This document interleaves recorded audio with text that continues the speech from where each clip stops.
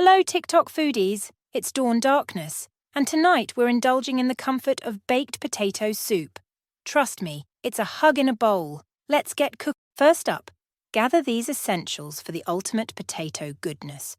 For the soup, you will need 2 cups chicken stock, 2 cups milk. In a large saucepan, heat chicken stock and milk just until it's almost boiling. Be careful not to let it boil because Now let's make that silky base. Melt butter in a soup pot, add flour, and stir constantly for 3 minutes to create a roux.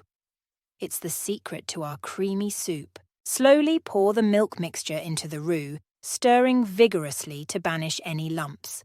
Add bay leaves, pepper, diced potato, and a pinch of salt. Simmer for 15–20 minutes until the potatoes are tender. Now the fun part!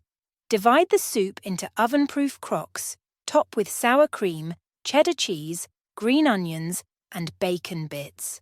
Pop these beauties in the oven to melt that cheese to perfection. Get ready for a taste explosion. And there you have it.